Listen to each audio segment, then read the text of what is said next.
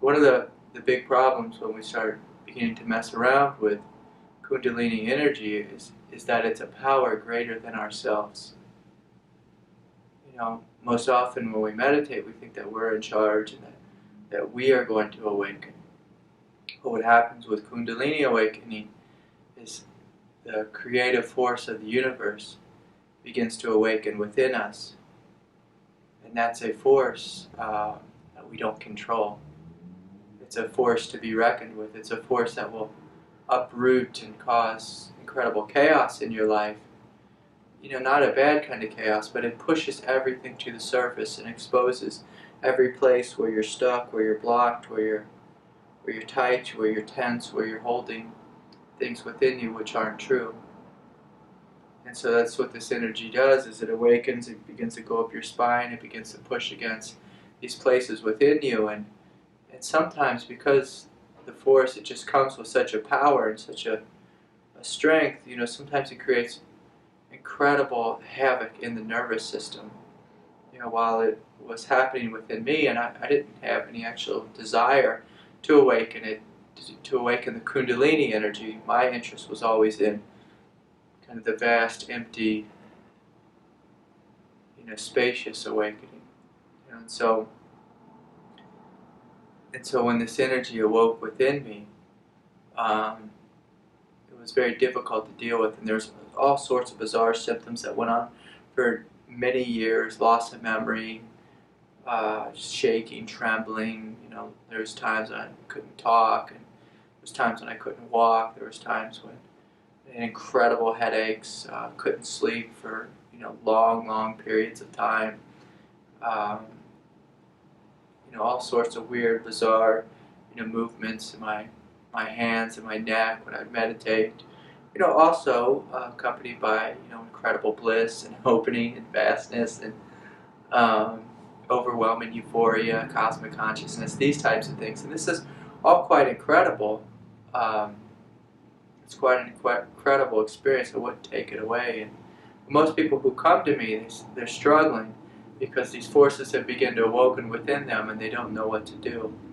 And so the main thing that I tell people is it's helpful first just to awaken to the vast, impersonal, spacious aspect of God. God has two real forms, like the vast emptiness of the universe, but God also has the form of this dynamic energy.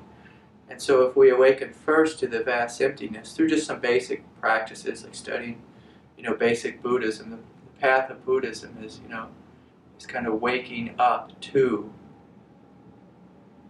that which is beyond our egoic mind, waking up to the inherent spaciousness and emptiness of our nature.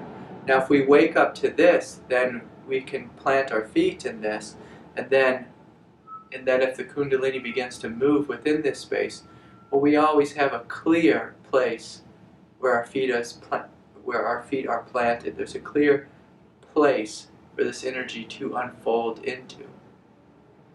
And so I tell people, if they're struggling with Kundalini energy, notice what's here. Notice the space in which the Kundalini is awakening in. Notice the quiet, the vastness, the emptiness in which the Kundalini is awakening within. Even right now, we can notice the quietness out of which my voice is arising, the quietness out of which your thoughts are rising. And the same is true with this Kundalini energy. As it awakens, it's awakening within this vast, empty aspect of God, the unmanifest. And so if you have that be your ground, it's like a groundless ground, then you're more likely to feel a sense that there's a place to put your feet.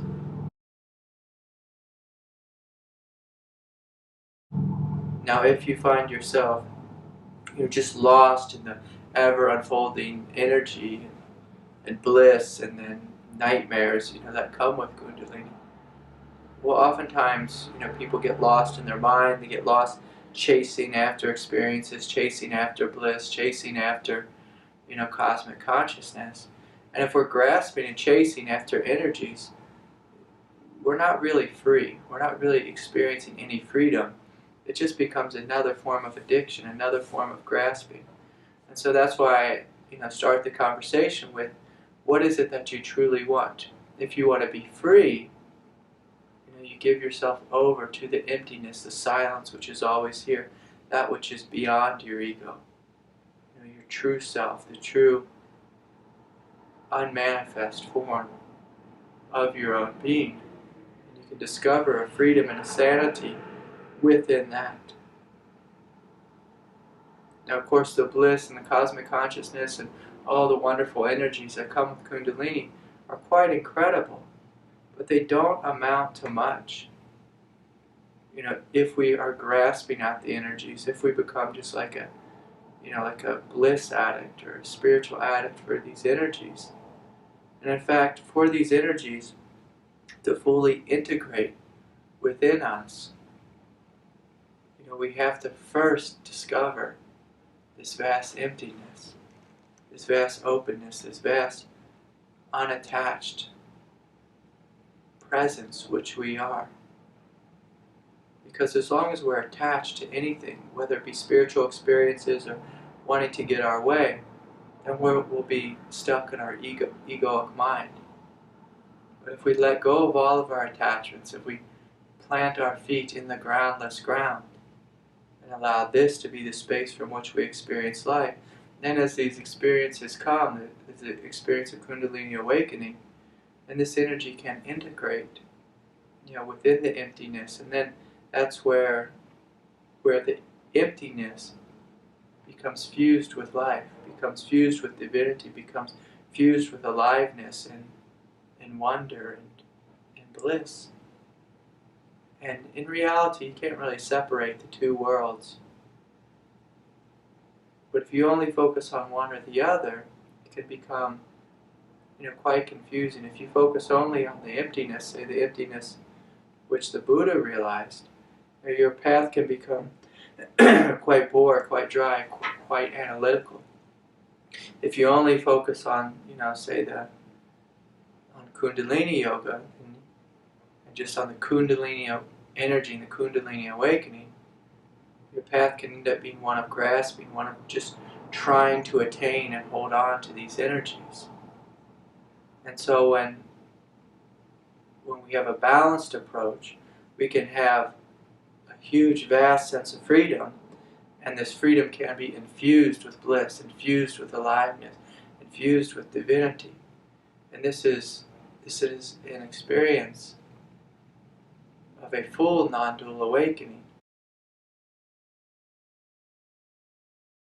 The Kundalini has awoken within you, and you find yourself struggling. You may notice that you have to work with the aspects of yourself which you wish didn't exist. For example, sometimes Kundalini awakens and it begins to push against your third energy chakra, and you might notice incredible anger coming out of you, or crazy dreams, or violent tendencies, or uncontrollable feelings or emotions, or whatever it may be. And so the invitation in that moment, instead of avoiding it, instead of denying it, instead of just wishing that you lived in bliss, forever, would be to embrace that pain that's within you, embrace the very blockage that's within you. And so people say, well, how do I free myself from these blockages? And they think the Kundalini is going to do it for them. And sometimes it does, but other times, as the energy arises within us, it puts so much force, so much pressure on these places within us, it forces us to face all the places which aren't true within us. And so I tell people, if you're struggling with something, go to that center, open to that center, open to the pain, breathe into the pain, feel the pain, experience the pain, grieve if you need to grieve, cry if you need to cry, let go if you need to let go. And as you do, it opens the center, and then the energy can move through it. And oftentimes in a place where you find yourself struggling with anger, as the Kundalini energy moves through it, as you embrace the anger, as you meet it with love, then that anger actually transforms to power. And then your awakening becomes empowered with this grounded sense of strength, this grounded sense of confidence, but not an egoic confidence, but a confidence in your own autonomy, a confidence and your own godlike nature. And so, this is just one example of how we work with these things, and this is, how I work with individuals is, when people see me on Skype or in satsang or wherever it is, I invite them to embrace these things within them and open to them. And we begin to work with these things. And so sometimes a little counseling is necessary, sometimes a little meditation is necessary, sometimes hatha yoga is necessary. What I do not advise is doing, all this Kundalini breaths and this Kundalini yoga where you're trying very hard to move energy and force energy through you. For some folks that may be helpful, but for most of us, if we begin to move too much energy, it's going to create a lot of havoc in our lives. It's going to create a lot of pain. And we're going to be forcing things. And this is an energy that we don't want to force. It's more an energy that we want to open to and surrender to and allow to teach us through its own intelligence. And so it can be quite a journey as we begin to work with this. It can be quite an experience.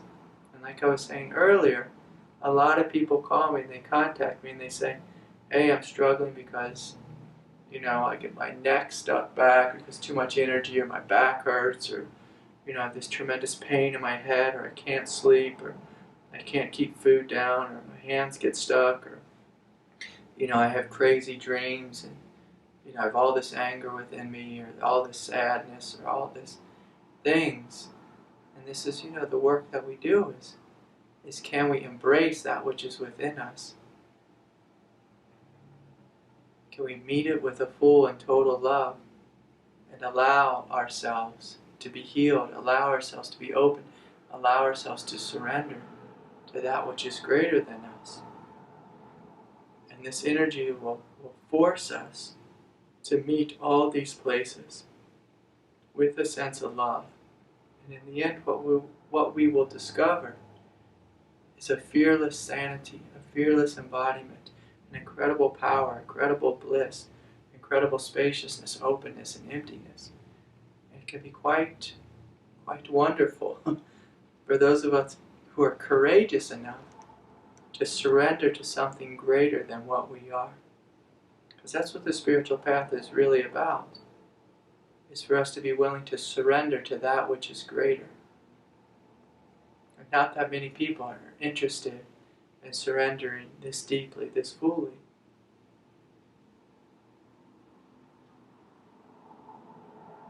But that's what this life is about.